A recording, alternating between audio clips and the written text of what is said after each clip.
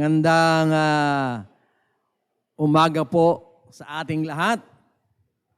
Magandang huling araw ng linggo ng January 2024. Parang kailan lamang mga kapatid, tayo po ay naghahanda para sa Kapaskuhan, bagong taon. Hindi natin namamalayan na yung taon na ibinigay sa atin ng ating Panginoon ngayon ay nagsisimula ng lumipas.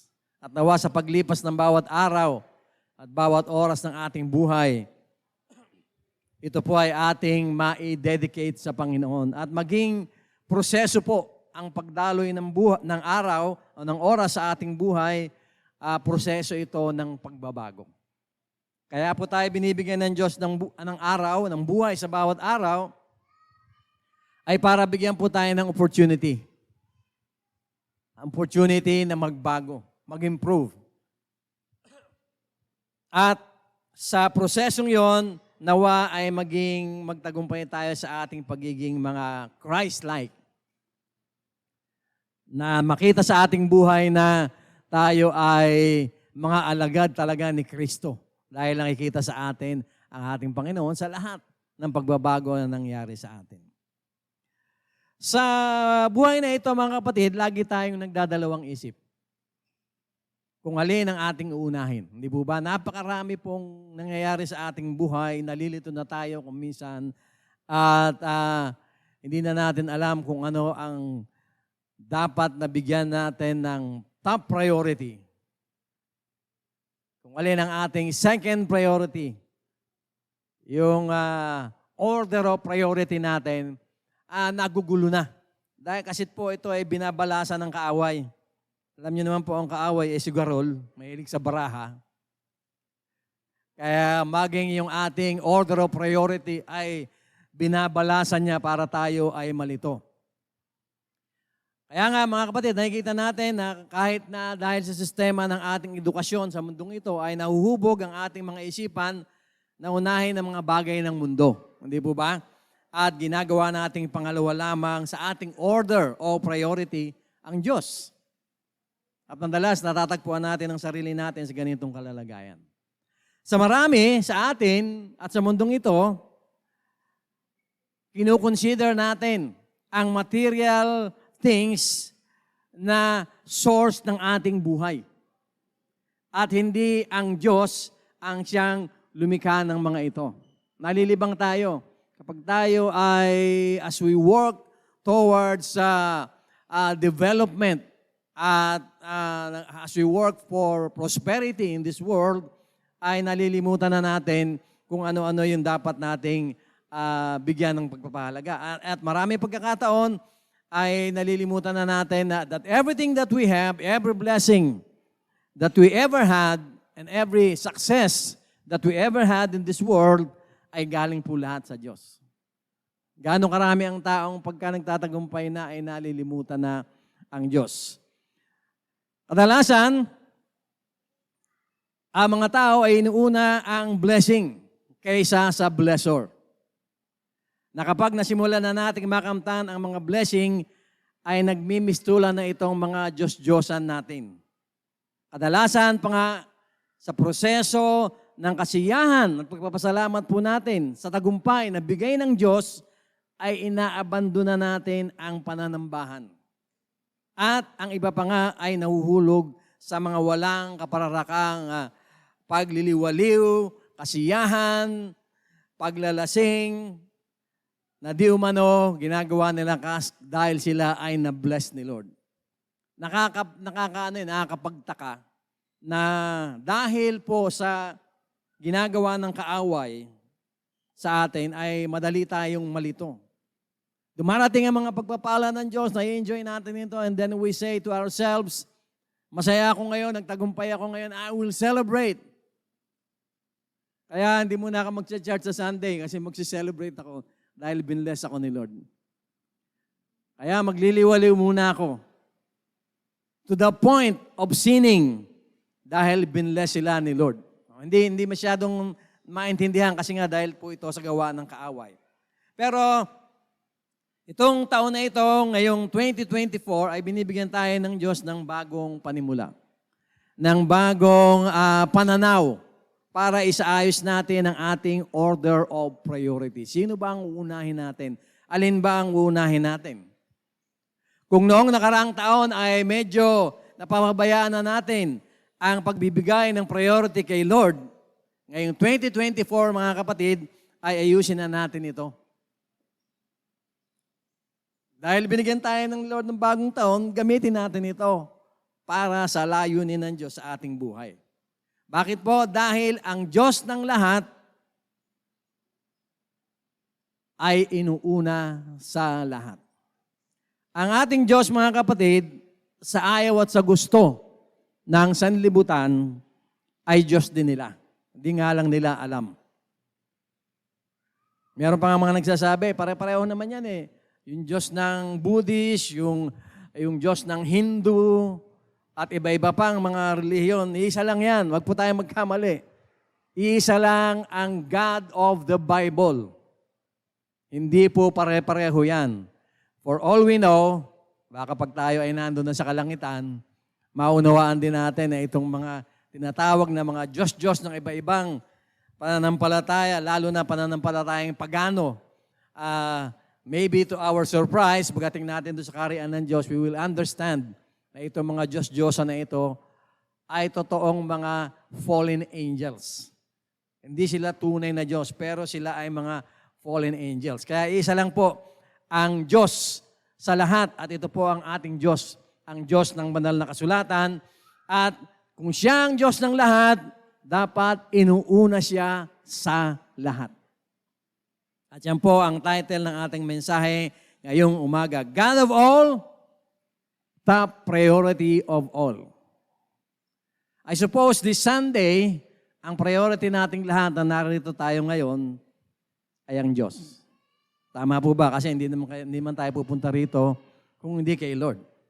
Kaya nga, inuutos sa Hebreo 10:25, huwag pababayaan ang mga pagkakatipon. Kasi by doing what we should do on any given day na itinuro sa atin ng Panginoon, for us mga Christians every Sunday, importante na ginagawa natin ito para hindi natin makaligtaan na ang priority natin ay si Lord. Di po ba?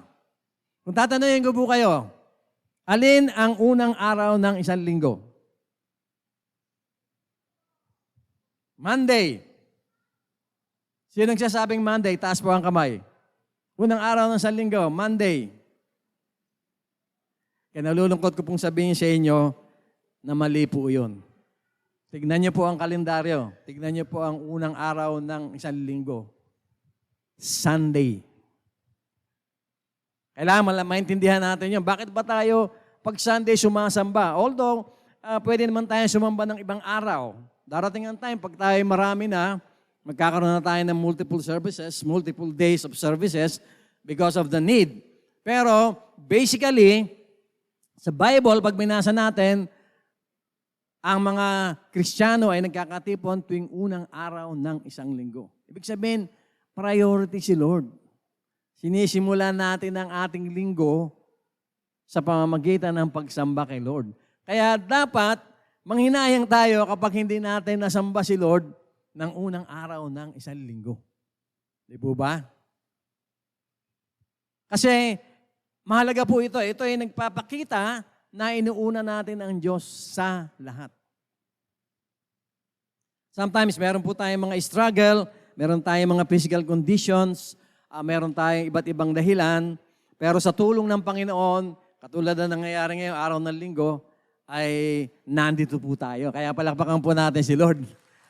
Dahil priority si Lord sa iyo. Sabihin mo sa katabi mo, priority natin si Lord. Hindi lang priority, top priority natin si Lord. Bakit hindi ito priority? Alam nyo kasi sa mundo, ang Saturday and Sunday ay tinatawag na weekend. Pero hindi po, yung Saturday lang ang weekend. Pag tinignan nyo po sa kalendar. Kasi ang Sunday ay first day of the week. Kaya lang nakakalungkot din kung marirealize natin mga kapatid Dapat ang Sunday ay hindi dapat tawaging Sunday. Dahil araw ito ng Diyos. Kasi ang ibig sabihin ng Sunday, araw ng Diyos na araw. Yung Diyos ng araw o ng araw mismo. Lahat po ng araw natin, Monday is Moon Day. Yung mga sumasamba sa buwan. Tuesday is another thing. Wednesday, lahat po yan. Saturday is day of Saturn, which is the devil. Nasanay na lamang tayo, pero hindi dapat ganun eh. Lalong-lalo na itong unang araw ng isang linggo. Tawagin na lang natin unang araw ng isang linggo. Ito ay araw para sa Panginoon. Meron pong isang kapatid tayo na nagtanong sa akin ng kabataan. Ang sabi niya sa akin, Pastor, bakit ang pagsamba natin is Sunday o first day of the week? Bakit noon ang mga Hudyo, Sabado, sumasamba? Well, makikita po natin sa banal na kasulatan na nang ang ating Panginoong Jesucristo ay bumaba na dito sa lupa, lalo na nung siya ay mawala na, ang mga apostol po at ang mga mananampalataya, naggagather po sila every first day of the week. Every first day of the week. Bakit po? To remember the resurrection of the Lord. Napakahalaga po nun sa mga apostol at saka mananampalataya noon. Isipin nyo na lang, kung nabuhay kayo sa panahon na yon, nakikita nyo ang Panginoong Jesucristo, nakikita nyo yung mga apostol, magkakasama sila, tapos namatay ang Panginoon. Kung ikaw ay tagasunod ng Panginoon sa panahon na yon, sigurado malungkot ka rin. Pero maganda rito, nabuhay siya after 3 days. Tapos nabuhay siya sa unang araw ng isang linggo. So papahalagahan mo ngayon yung resurrection ng Panginoon, which fell on the first day of the week. Kaya yung mga apostol, yun ang naging kostumbre nila. At yun yung kostumbreng nadala na natin, naging kultura na natin na tayo ay sumasamba tuwing unang araw ng isang linggo. And napakaganda nang nangyayari kasi mga kapatid dito, nakikita natin na whenever we go to church on the first day of the week, pinapakita natin sa buong mundo na inuuna natin ang lahat. Maaaring iba sa inyo, bago kayo pumunta rito, nagkaroon kayo ng struggle. Maaaring merong activity sa inyo, kadalasan activity ng pamilya, and you were invited. Kasiyahan sana. Siguro magbuburakay kayo ngayon kung sasama ka, pero naisip mo hindi eh. Sino ba ang nagbigay ng burakay? Eh di si Lord. So anong unahin ko? Ang burakay o si Lord? Unahin mo si Lord. Ganun yon. And sometimes nagiging dahilan niya ng samaan ng loob. At kapag nandun kayo sa ganung kondisyon, ay magpasalamat po tayo. Magpasalamat po kayo. Kasi you are standing up for Jesus. In the first day of the week ngayon, I should be in the church. Di po ba? Ganun na ang takbo. Ibig sabihin, yung una natin ang Diyos. Dahil ang Diyos natin ay Diyos ng lahat. Wala nang ibang Diyos. Sabi po sa Mateo 6:33 ay ganito.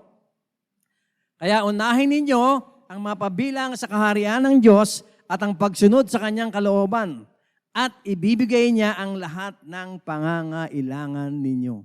Unahin ninyo ang Panginoon. Mapabilang sa kaharian ninyo sa ating Panginoon.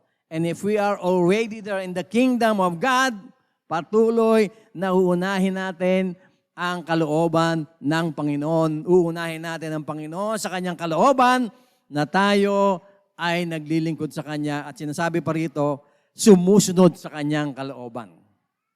Honestly,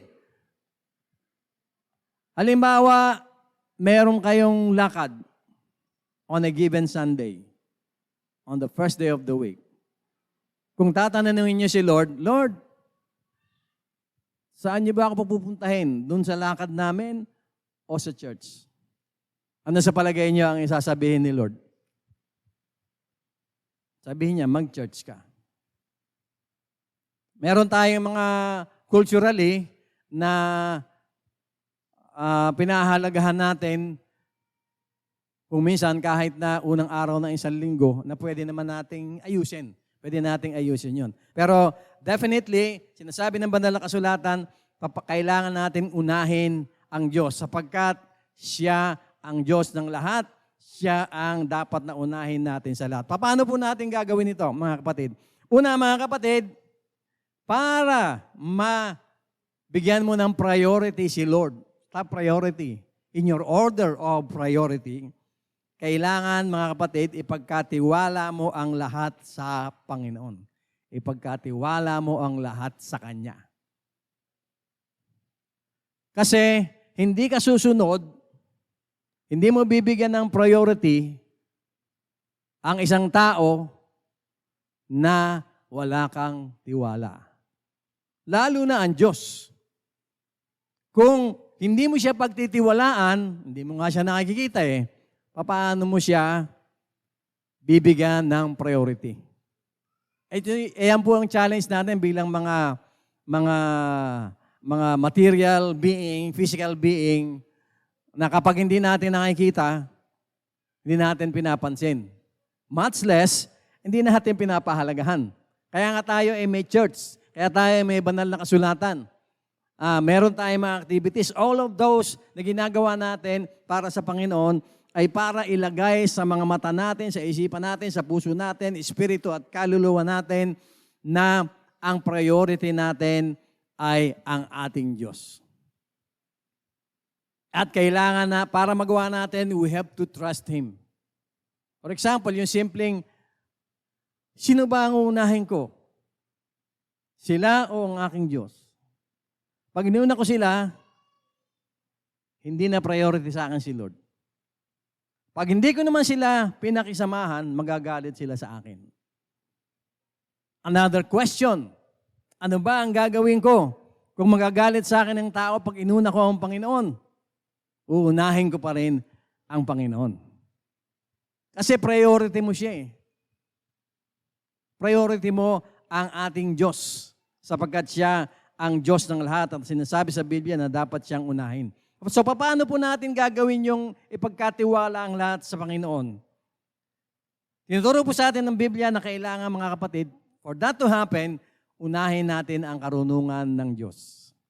Dito nagkakaroon ng problema madalas Pag yung karunungan natin ang umiiral na, laban sa karunungan ng Diyos. Iniisip natin na mas matalino tayo kaysa sa Diyos. Mas tama yung ating iniisip at mas tama yung ating nararamdaman. Ang sabi po sa Kawikaan 3:5 ay ganito, magtiwala ka ng buong puso sa Panginoon at huwag kang manalig sa iyong sariling karunungan. Ano po ang mga challenges sa atin? Marami po mga challenges sa atin na tinatakot tayo ng kaaway. O iniisip natin we try to justify yung ating situation. Hindi naintindihan na ako ni Lord Kasi ganito, ganon. Pero kung titignan natin ang karunungan ng Diyos, sundin natin yung karunungan niya at di yung karunungan natin. Pag nangyari yon, pag inuuna natin ang karunungan ng Diyos over our own thinking, ibig sabihin, nagtitiwala tayo sa Kanya. Di ba? Sino ba ang unahin mo? Hindi yung sinabi nung pinagkakatiwalaan mo. Hindi yung sinasabi ng kaisipan mo. Lalong-lalo na, dahil ang pinag-uusapan natin dito ay Diyos. Hindi lang basta kapwa natin tao. Sa kapwa nga natin tao, ganun din tayo. Yung pinagkakatiwalaan natin, we give priority to them. That's good. But don't give priority to them na iiwanan mo na ang Diyos. Kailangan mauna pa rin ang Diyos. Ang top priority pa rin natin si Lord. Huwag nating unahin ang sariling kaisipan o pamamaraan ng pag-iisip natin. O huwag nating pangunahan ang mga kaisipan at prinsipyo ng Diyos o ng Biblia. Oo nga, sinasabi sa Bible, pero kasi ganito kasi ganoon. Ang sinasabi ng Bible, unahin natin ang hanapin ang kaharian ng Diyos. Ibig sabihin, hanapin natin ang Diyos, and all your worries will be taken care of by God Himself. It may not happen automatically. Kasi ilan dito sa atin na nakaranas na nung inuna mo si Lord, nahirapan ka rin. Di po ba? Bago ka guminhawa sa pag-una mo kay Lord, medyo matagal-tagal. Kasi nagta-transition ka. Sanay ka na inuuna mo yung sarili mo, iniuna mo yung mundo. Nung natuto kang unahin ng Diyos, ay nagkaroon ng mga problema. Nangyayari po yun. Pero doon nga masusubok yung ating pagtitiwala sa ating Diyos. Sabi nga ng ibang mga mananampalataya bakit ganun? Kung kailan ako naging Kristiyano, saka dumami yung pagsubok sa akin. Which is a lie. It is happening, but yung term na kung kailan ako naging Kristiyano, mas marami pagsubok ang nangyari sa akin ay kasinungalingan po yun. Dahil yung mga nangyayaring yon na napapansin mo na ngayon, na pagsubok sa iyo, ay higit pa roon ang nangyayari sa iyo noon. Hindi mo lang pinapansin. Kasi wala ka pa kay Lord Katulad ng isang babae noon na kagagaling lang sa encounter after mga 3 weeks. Sabi niya, Pastor, bakit ganon? Dati, yung mga nangyayari sa bahay, okay lang sa akin. Pero ngayon, nahihirapan na ako. Para bang pinaparusahan ako ni Lord. So, nakita natin na yung palang nangyayari sa bahay niya, bago pa siya mag-encounter, nangyayari na. Kaya lang, nung mag-encounter siya, nakita niya na mali. Kaya ngayon, nababother na siya. Hindi po yun parusa. So, hindi po totoo yun na pag naging Kristiyano ko, mas mahihirapan ka. Hindi po totoo yun. Nagdadaan ka sa transition. And any transition ay nagdadala po sa atin ng inconvenience. Parang sasakyan yan Pagka ang takbo ng sasakyan mo, pag gusto mong bumalik, hinay-hinay ka muna, iikot ka pa, bago ka makabalik. Merong yung U-turn na yun, that is the transition na nangyayari sa ating buhay. Kaya, ang pinakamaganda ay unahin natin ang karunungan ng Diyos. Kahit na ang dinadaanan natin ay inconvenient at the moment.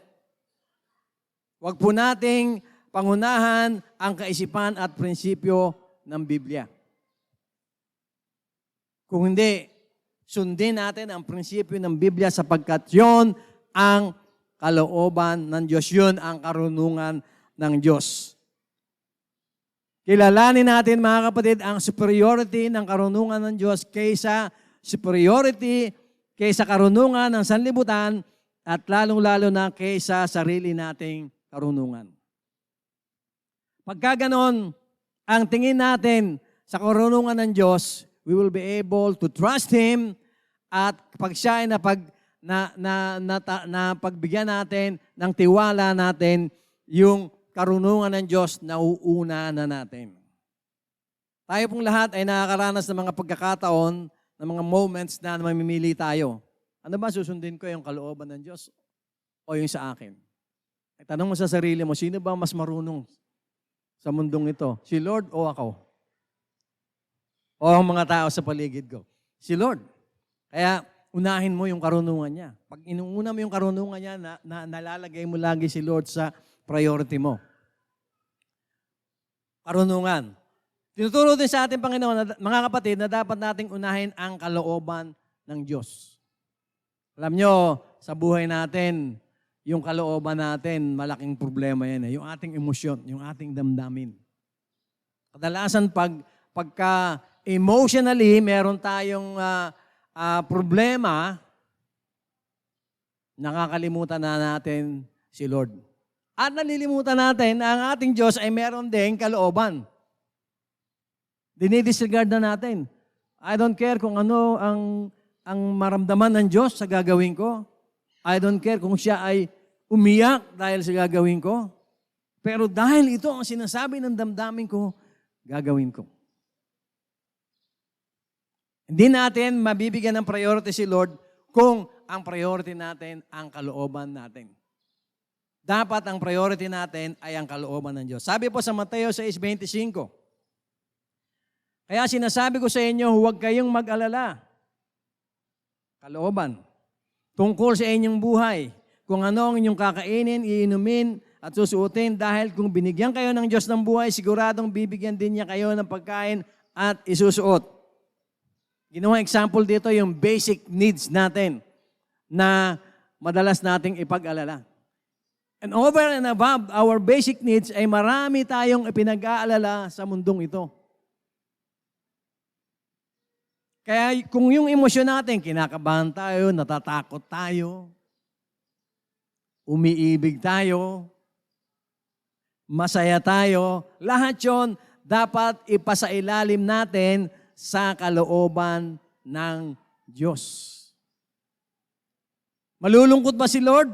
Kapag ka ako ay ginawa ko, sinunod ko yung aking takot? Malulugod ba si Lord kapag sinunod ko yung tibok ng aking puso? Pag tinanong natin, malulugod ba si Lord? We are, tawag dito, kinukonsider natin yung kanyang kalooban. And God is asking us, huwag lang natin i-consider ang kalooban ng Panginoon, but give priority to what the Lord feels about us and about our situation and about our life. Pagka ganon, pag yung kalooban mo ay nadadaignan ng kalooban ng Diyos, I believe, kung mangyayari ito ngayon 2024, by December of this year, mas malapit na malapit ka na kay Lord. Hindi po ba, mga kapatid? Tandaan po natin, ang ating Diyos ay may emosyon. Espiritu siya, hindi natin siya nakikita. Pero meron siyang emosyon. Meron siyang kalooban. At higit pa sa nararamdaman ng ating Panginoon, meron siyang kagustuhan. Yung mga sinasabi sa Bible, huwag niyong gawin ito, gawin niyo ito. Di ba? Yun yung kalooban ng Diyos na dapat nating unahin natin. Ang ating Panginoon, ayaw niya na tayo ay nag-aalala. Bakit? Mahal tayo ng Diyos eh. Di po ba? Kapag mahal mo ang isang tao at nag-aalala, ayaw mo nun. Sometimes, dumarating tayo sa panahon na nagkakainisan na tayo dahil ayaw mo na nag-aalala ang mahal mo sa buhay. Minsan kayo mismong dalawa nag-aaway na. Just because of that. Imagine yung kalooban ng Panginoon kapag dinisregard natin. Kaya, ang Diyos ayaw niya nag-aalala tayo. Bakit? Pag nag-aalala tayo, nalulungkot siya. Pag nag-aalala tayo, of course, ang ating Diyos ay hindi nababalisa. Kasi alam niya, yung pinag-aalala mo ngayon at para bukas, maybe even 10 years from now, alam niya na ang nangyari doon. Kaya si Lord hindi mag-aalala kahit kailan, pero nalulungkot siya sa atin kapag tayo ay nag-aalala. Ayaw ng Diyos na tayo ay natatakot o nangangamba. Kaya dapat unahin natin ang kalooban o damdamin ng Diyos kaysa kalooban natin. Gusto kong malungkot. Sabi ng Panginoon, ayaw kong malungkot ka, anak, kasi pag nalungkot ka, malulungkot din ako. Hindi po ba?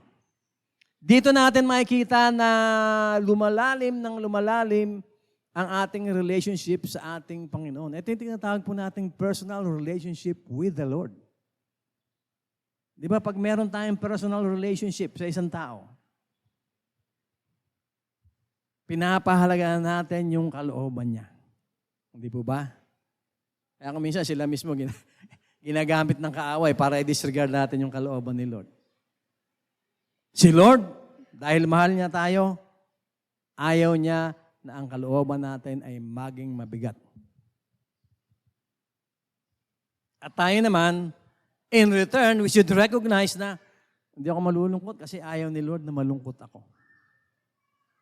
Especially kung minsan dahil sa kalungkutan natin, nakakagawa tayo ng mga bagay na pinagsisisihan natin afterwards.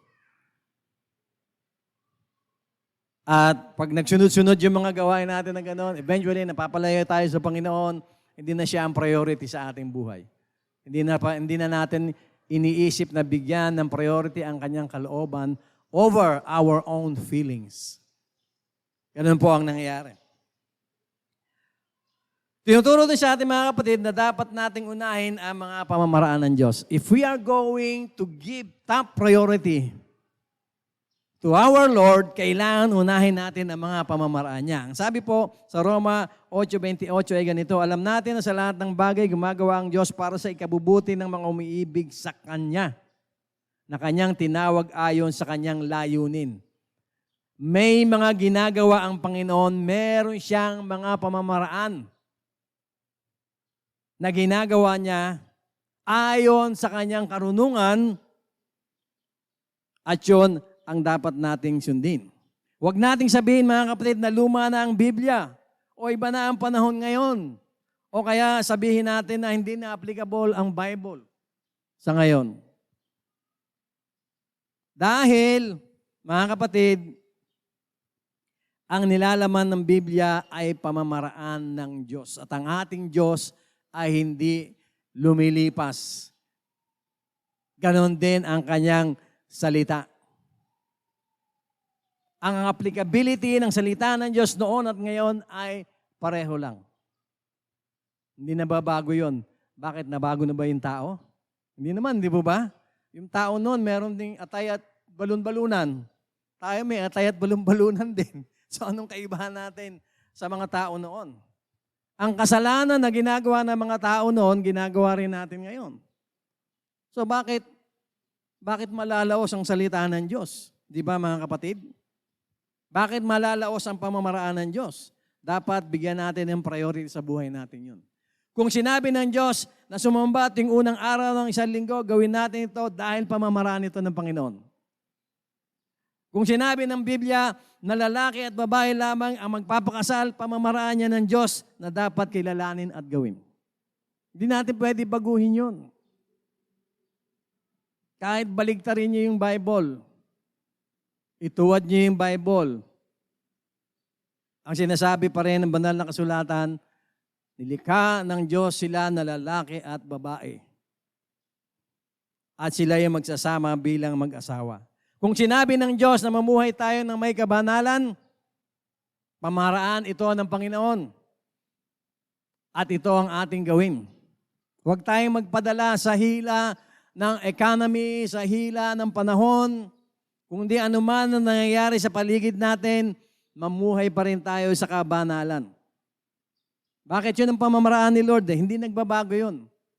At punong-puno yun ng wisdom niya at ng kanyang pag-ibig at ng kanyang authority, maging ng kanyang pagiging Diyos. Ibig sabihin, priority ang Diyos sa paggawa natin ng mga bagay-bagay dito sa lupa. So if we are to give priority to God, kailangan natin unahin ang kalooban niya, kailangan natin unahin ang karunungan niya, at kailangan natin unahin ang mga pamamaraan niya.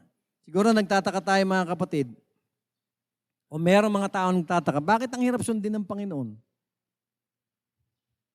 Kasi yung pamamaraan niya, ayaw mong gawin in the first place. Lahat tayo, noon tayo ay hindi pa natin nakikilala ang Panginoon, pamamaraan natin, pamamaraan ng sanlibutan.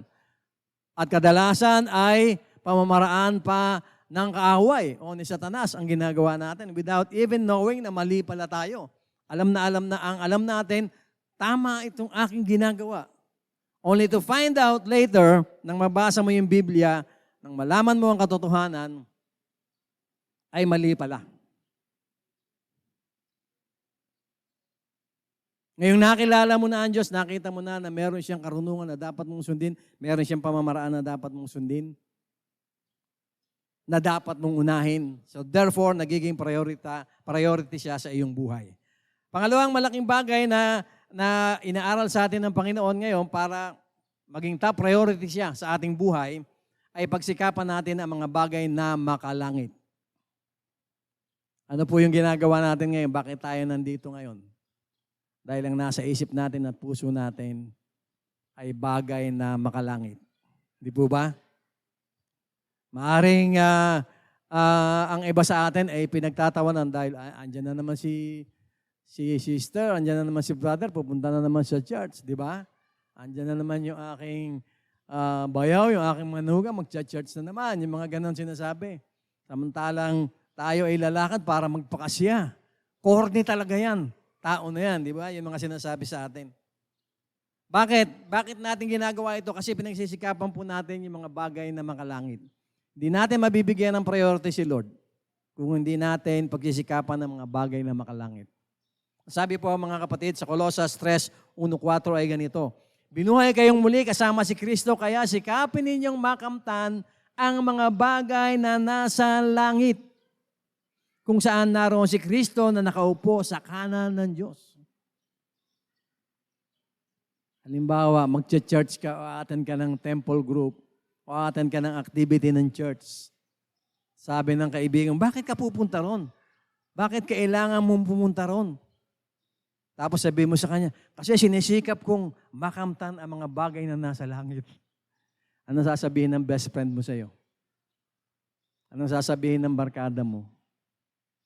Sabihin sa'yo ng barkada mo, Brad, kulang ka lang sa tagay. Kaya ganyan ang takbo ng isip mo. Pagtatawanan ka. Pero anong sinasabi ng Biblia sa atin? Pagsikapan ang mga bagay na makalangit. Binuhay kayong muli kasama si Kristo, kaya sikapin ninyong makamtan ang mga bagay na nasa langit kung saan naroon si Kristo. Nakaupo sa kanan ng Diyos. Idagdag mo pa to.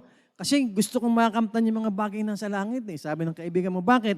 Kasi nandoon si Kristo sa kanan ng Diyos.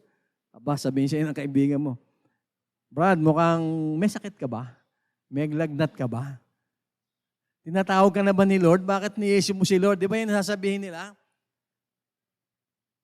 But on any given moment, ito yung dapat na ginagawa natin. Nagsisikap tayong makamtan ang mga bagay na nasa langit.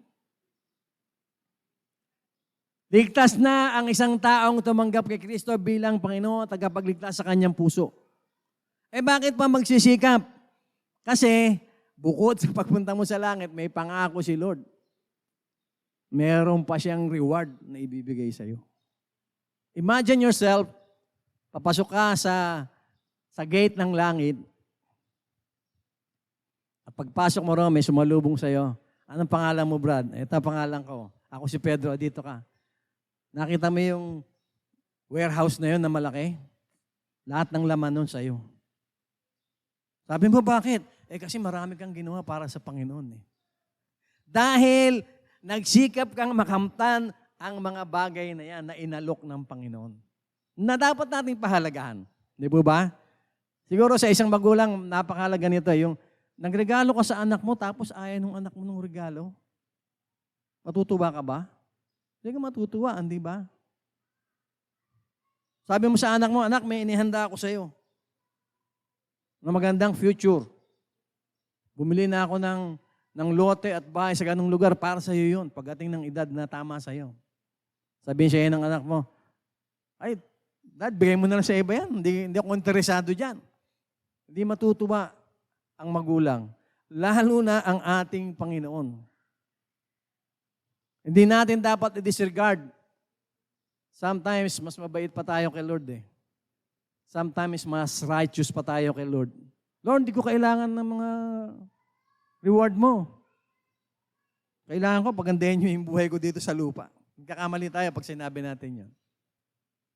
And if we don't give importance to what God is giving us in reserve doon sa langit, mga rewards, dinidisregard din natin siya. Hindi rin siya yung top priority natin. Ang top priority natin yung pangangatwiran natin, yung sarili nating psychology.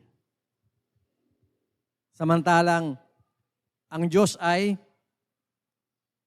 buong pusong ibinibigay sa atin ang mga bagay ng kalangitan. Kaya if you are already saved, that's well and good, but there is more in heaven. Na kung sa lupang ito ay sisikapin mo makamtan yung mga bagay na yun na nasa langit, makakamtan mo, mga kapatid. Sa pagpapatuloy ng verse, sabi, doon ninyo ituon ang isip ninyo at hindi sa mga makamundong bagay, sapagkat namatay na kayo sa dati ninyong buhay, at ang buhay ninyo ngayon ay nakatago na kasama ni Kristo.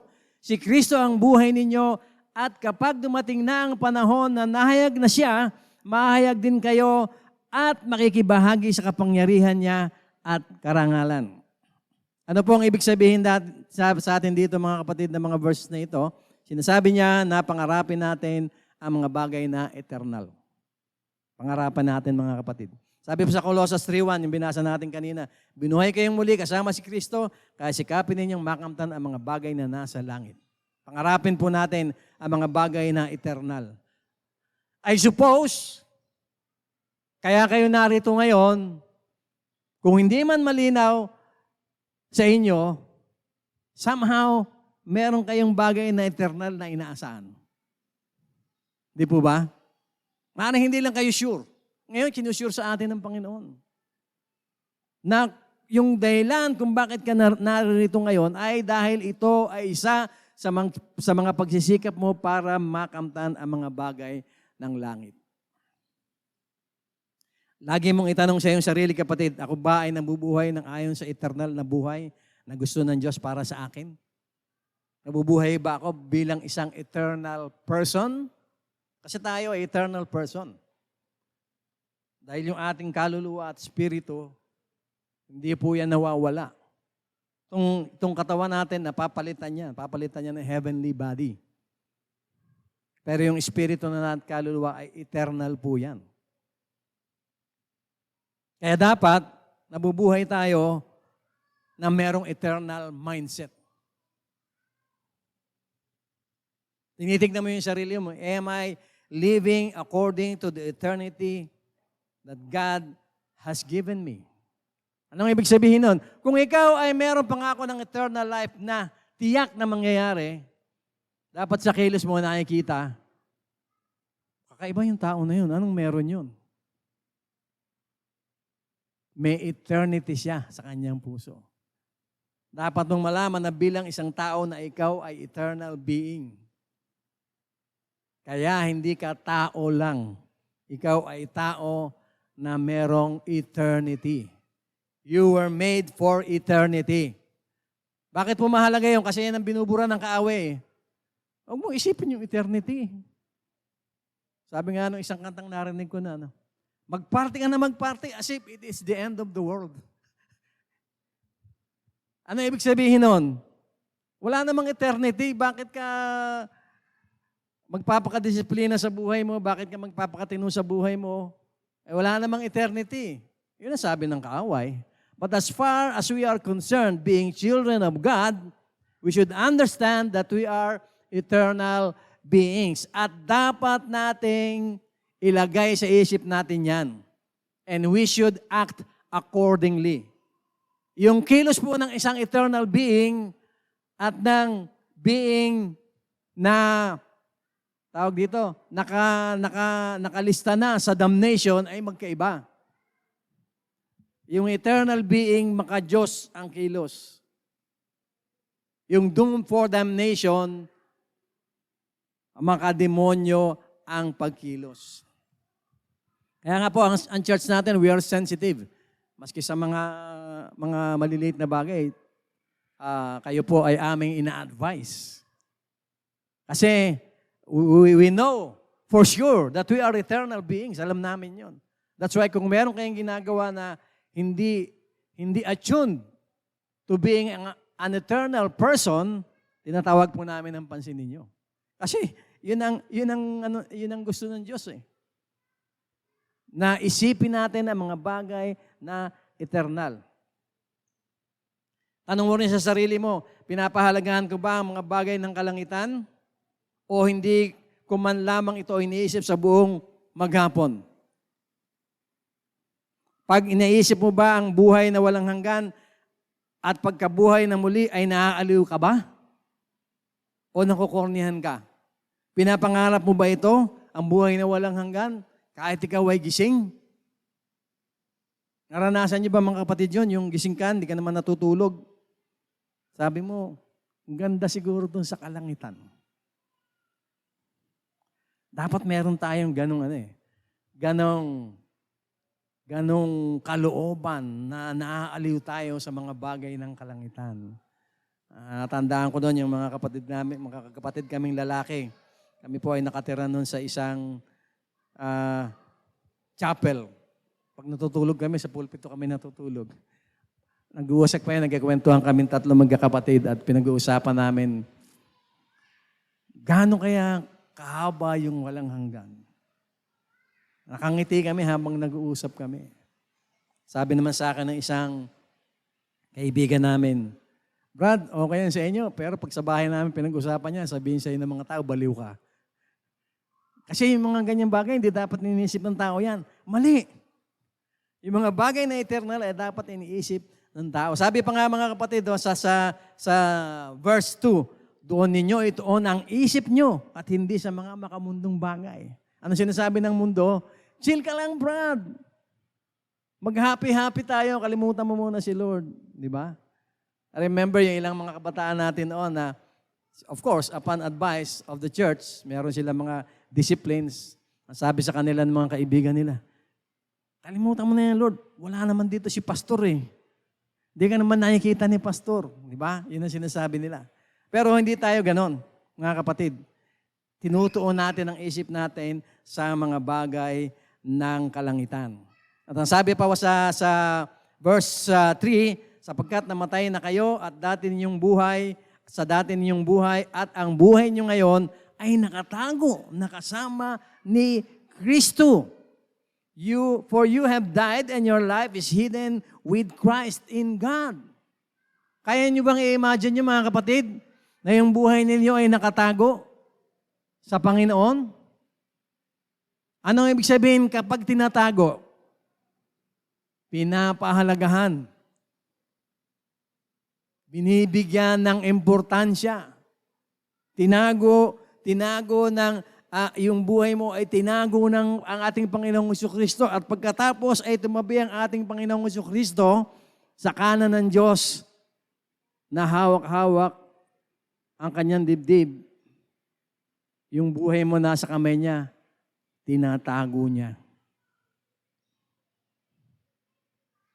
Ganon tayo ka-espesyal sa ating Diyos. Bakit hindi natin siya bibigyan ng priority? Priority tayo ni Lord. Kung ang Diyos ay priority ka, kapatid, and mind you, mga kapatid, huwag niyo isipin na ang bawat isa sa atin ay siguro sabihin niyo, ganito. Si Pastor Mike, baka laging din nalilimutan ni Pastor yan, pero ako, member lang ako ng TBC. Palagay ko, hindi ako napapansin ni Lord. Pagka gano'n ang ating appreciation sa ating Panginoon, hindi natin siya kilala. Kasi ang relationship natin sa Panginoon is on a person-to-person basis. May sarili kang relasyon sa Panginoon. In fact, wala ka may tatago kay Lord. Yung hindi ko alam sa iyo, alam ni Lord. Kaya napakalalim po nito. Yung itinatago ka ng Panginoon, iniingatan ka. Bakit ka iingatan ni Lord? Sabi ni Lord, kasi anak ko to eh. Maraming humahatak dito sa anak ko na huwag akong pansinin, na huwag akong gawin priority. Pero tanong mo si Lord, Lord, bakit ako priority sa iyo? Dahil mahal kita, sabihin ng Panginoon. Ang tanong mga kapatid, mahal mo ba si Lord? Sino ang priority mo? Ang top priority mo, si Lord. Amen. In conclusion, mga kapatid, wala pa tayo sa mundo at wala pa man ang mundo at wala pa itong forma ng mundo ay nandyan na ang Diyos. He is the only one. Wala pa tayo, nandyan na siya. Hindi lang siya ang nauna sa atin, kundi wala siyang panimula at walang wakas. Imagine that. Hindi natin kayang isipin. Amazing si Lord. Malinaw na malinaw pa kaysa tubig na malinis na dapat nating unahin ng Diyos habang nabubuhay tayo dito sa lupa. At maliwanag na maliwanag pa kaysa sikat ng araw, mga kapatid, na ang ating Diyos, siya ang Alpha at Omega ayon sa pagkakalikha niya sa atin. Ang banal na kasulatan ay nagsasabi na ang Diyos ng lahat ay dapat inuuna sa lahat. Kaya kapatid, ipagkatiwala mo ang lahat sa Kanya at pagsikapan mo ang mga bagay ng kalangitan. Pagpalain po natin ang pangalan ng Panginoon. Purihin ang Panginoon.